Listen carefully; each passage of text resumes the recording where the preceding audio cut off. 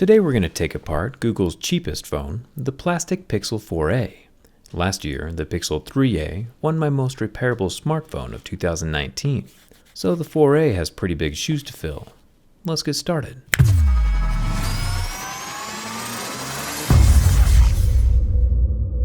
The Pixel 4a has a few different layers: the screen, the mid-frame, and then the back panel. This phone is not built like a conventional phone. One of the things that makes the 4a so repairable is that the screen comes off first, and there's nothing attached to it. Screen repairs are some of the most common repairs, so it's nice when it can be done in just a few minutes. The problem though is that the screen itself, underneath the glass, is just about as thin as a potato chip, and just as fragile. So the chance of the screen surviving a teardown is slimmer than usual. And judging by the crack in the display underneath the glass, I think this one's a goner. Potato chips aren't very strong. We'll have to see if I broke it for good or not later.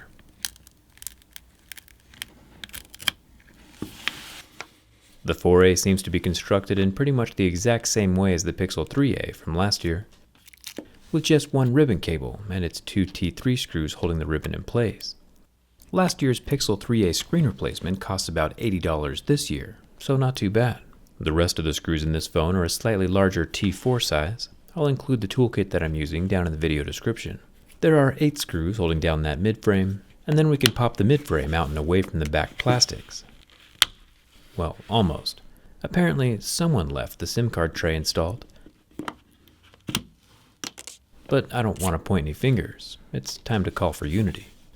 The motherboard is attached to the underside of the mid-frame. 2 thin ribbon cables connect the board to the back plastic housing. And before we can unclip those ribbons, I need to remove 7 more T4 screws holding down the metal shield over the motherboard. Once that's gone, then we can unclip the fingerprint scanner and the rear flash, just like little Legos, which then releases the plastic housing and its delicious candy corn from the phone. Something that's probably equally delicious is this mountain of pink thermal foam near the camera lens, probably the thickest we've ever seen. It's a little squishy forbidden snack, acting like a piece of cake or something. Moving on to the battery, this is where I got tricked. Without any visible pull tabs, I thought for sure Google was going to get a talking to about repairability.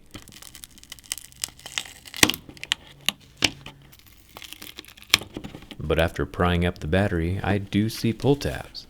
But for some reason, the tabs are too deep underneath the battery to ever be reachable. I thought that maybe Google might have got the wrong size pull tabs on clearance from the battery pull tab store, to keep the price low. But it turns out, battery pull tabs are meant to be pulled from the opposite side of the midframe. So the 4a does have magical pull tabs, and they are indeed functional, just not in the place that they normally are. No complaints here though. With an easy screen and battery replacement, the Pixel 4a is still really repairable. The Pixel 4a battery is 3,140 mAh, which is quite a bit larger than the iPhone 12 Pro. Awkward. I'll pull the loudspeaker out. This guy does have a white sticker on top that holds in a bunch of the sound dampening balls. These little circles of foam help it sound bigger than it actually is. And if we take a look at the speaker opening on the frame, we can see that there is indeed some waterproofing mesh. But don't get too excited about water resistance just yet, since there still is none anywhere else.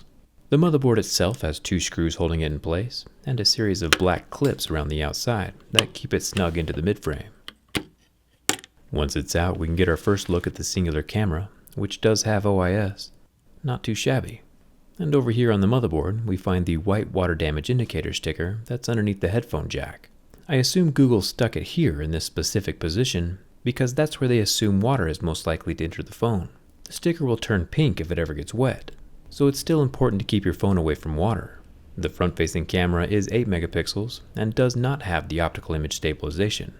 The side buttons do have their own ribbon with gold contact pads that communicate with the motherboard when it's resting against the frame, and the headphone jack is not watertight, as we can see from how easy it is to remove from the phone. Down here at the bottom we have the smallest of charging port ribbons, along with the circular vibrator, and as far as cooling goes, there is a small layer of copper foil facilitating the heat transfer between the motherboard and the metal midframe.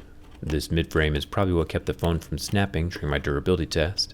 The outsides might be plastic, but the insides most definitely are not. I'll get the motherboard back in, along with the loudspeaker, which is still leaking balls all over the place. Once that sticker comes off, it doesn't go back on very well. Personally, I'm glad that Google made the 4a. It's cheap, repairable, and has the good camera that Google is known for. And not everyone wants to buy a smartphone that costs as much as a used car. Once I get the mid-frame screwed back into the plastic back, we can position the screen over its Lego-style connector, get it clipped in, and I guess 2020 isn't over yet. I have made a teardown skin for the Pixel 4a, so you can get all the perks of getting inside of your phone without actually getting inside of your phone. The skin also works with a D-brand grip, so you can have style and protection, with the clicky buttons as a cherry on top. I'll leave a link in the video description. We have teardown skins for over 60 devices now, so there's a good chance we're covering yours. Let me know what phones you want to see tested before the end of the year down in the comments, and come hang out with me on Instagram and Twitter. Thanks enough for watching. I'll see you around.